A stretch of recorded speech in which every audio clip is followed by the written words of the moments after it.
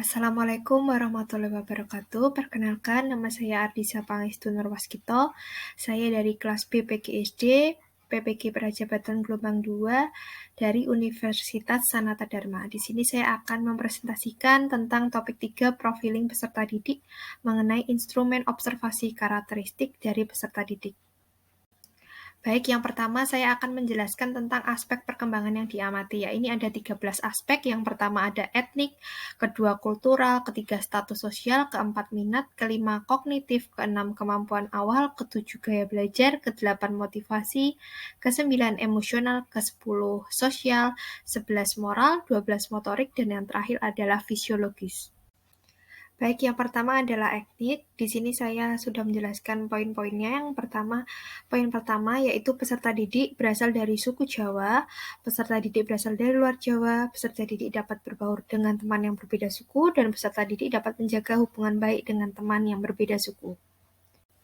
Kemudian aspek yang kedua yaitu kultural, yaitu poin-poin yang dijabarkan. Yang pertama, peserta didik menggunakan bahasa yang sopan dalam kehidupan sehari-hari, peserta didik mematuhi aturan dan norma yang berlaku, peserta didik menganut kepercayaan tertentu, peserta didik menghargai perbedaan antar teman, peserta didik mengenal kesenian daerah dan adat istiadat di sekitarnya.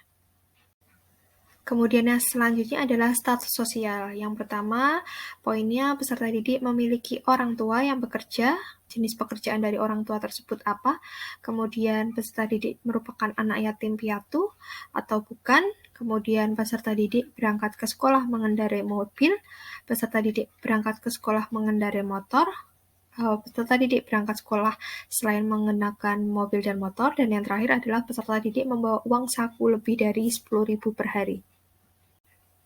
Kemudian aspek yang diamati selanjutnya yaitu minat.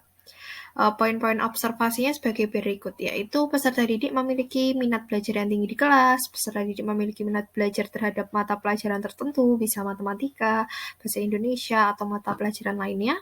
Kemudian peserta didik memperhatikan guru saat menjelaskan di dalam kelas, peserta didik selalu mengerjakan tugas dari guru hingga selesai, dan yang terakhir peserta didik menyiapkan buku paket dan buku tulis sesuai jadwal pelajaran. Kemudian lanjut perkembangan selanjutnya yaitu kognitif.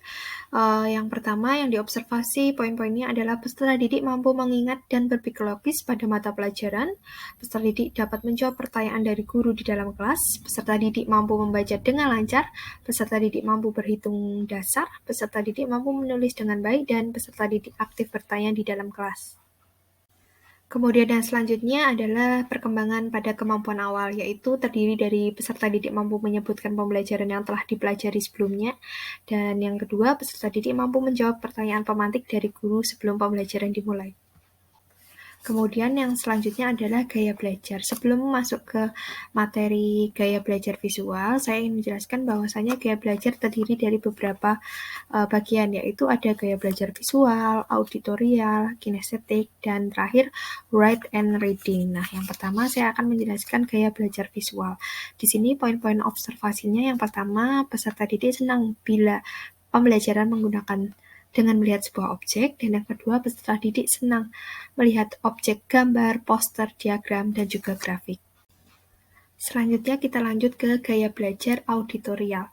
Yang pertama, poin di observasinya yaitu peserta didik lebih mudah memahami materi dengan mendengarkan audio ataupun suara.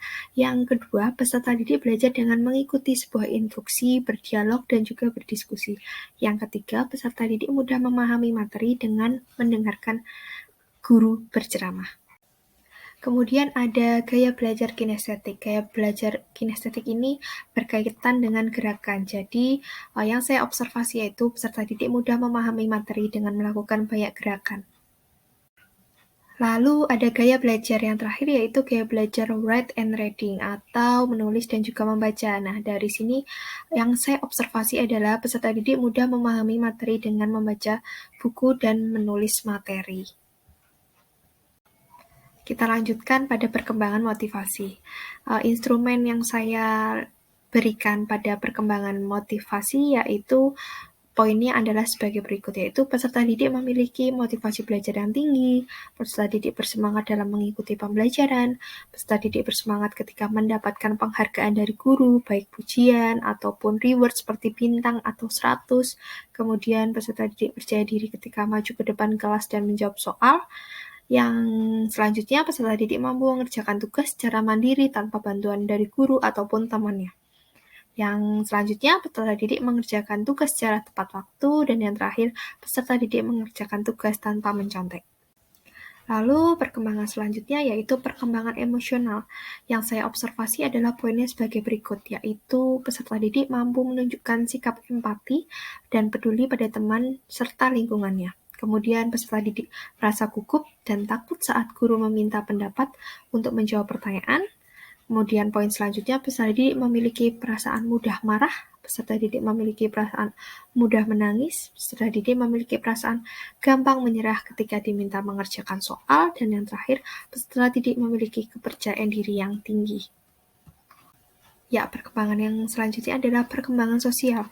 Di sini saya berikan poin-poin observasi, yaitu pertama, peserta didik mudah berinteraksi dan bekerja sama dengan peserta didik lainnya atau berkelompok ya. Kemudian peserta didik mampu meminta tolong kepada teman ketika meminta bantuan. Dan yang terakhir, peserta didik peduli terhadap teman yang mengalami kesulitan. Kemudian yang selanjutnya kita masuk ke perkembangan moral.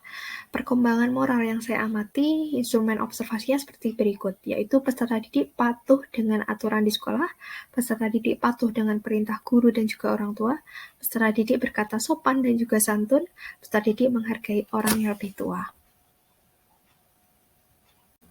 Kemudian masuk kepada perkembangan motorik. Nah, perkembangan motorik ini dibagi menjadi dua bagian, yaitu motorik halus dan juga motorik kasar. Yang pertama, saya akan menjelaskan motorik halus terlebih dahulu, yaitu poin-poinnya sebagai berikut, yaitu peserta didik dapat membuat garis lurus tanpa bantuan penggaris. Yang kedua, peserta didik dapat menulis dengan rapi, dan yang ketiga, peserta didik menggunting sesuai pola menggunakan gunting. Nah, tadi sudah membahas tentang motorik halus, sekarang membahas tentang motorik kasar, yaitu poinnya sebagai berikut, yaitu peserta didik dapat naik turun tangga, peserta didik mampu berlari, peserta didik mampu melompat. Nah, terakhir kita telah sampai ke perkembangan yang diamati ke-13, yaitu fisiologis. Peserta didik memiliki tinggi badan yang normal, kemudian peserta didik memiliki berat badan yang normal, peserta didik memiliki indera penglihatan yang berfungsi dengan normal, peserta didik memiliki indera pendengaran yang berfungsi dengan normal, peserta didik jelas dalam mengucapkan kalimat dan juga kata, dan yang terakhir, peserta didik memiliki warna kulit yang bisa putih, kuning langsat, sawo matang, coklat, ataupun hitam. Nah, untuk bentuk instrumen observasi, saya menggunakan tabel sebagai berikut. Misalkan perkembangan etnik peserta didik berasal dari suku Jawa, bisa kita centang ya, ataupun bukan berasal dari suku Jawa, bisa kita centang tidak, dan bisa kita tuliskan mereka dari suku mana. Dan dari instrumen observasi ini, jika dirasa masih kurang, bisa kita menanyakan atau melakukan wawancara kepada guru kelas maupun kepada peserta didik tersebut. Kemudian, mengapa aspek yang telah dijabarkan penting untuk diketahui? Ya, karena jawabannya membantu guru dalam mengenali dan memahami karakteristik peserta didik. Sebagai guru, senantiasa bersikap terbuka terhadap inovasi dan merespons secara aktif serta kreatif setiap perkembangan pendidikan, sehingga apa yang dilakukan terhadap siswa benar-benar dapat berguna, baik bagi kehidupannya sendiri maupun orang lain. Apabila guru tidak memahami karakteristik peserta didik, maka peserta didik tidak akan mengalami perkembangan. Potensi belajarnya melemah dan mobilitas perkembangan anak monoton dan tidak bervariasi. Akhirnya, karena potensi peserta didik merupakan dasar dalam menentukan masa depan, maka harus diperhatikan. Kemudian pertanyaan yang kedua, mengapa menggunakan poin-poin tersebut sebagai instrumen? Yang pertama, karena saya ingin mengetahui keadaan peserta didik secara langsung dan ingin memahami secara detail karakteristik peserta didik dari setiap perkembangan yang telah dijelaskan. Poin pada instrumen tersebut diharapkan dapat membantu dalam menelaah dan mendalami berbagai keadaan peserta didik dan dapat memberikan evaluasi maupun inovasi pembelajaran bagi peserta didik di kelas ke depannya. Sekian presentasi dari saya, ada kurang dan lebihnya mohon maaf. Wassalamualaikum warahmatullahi wabarakatuh.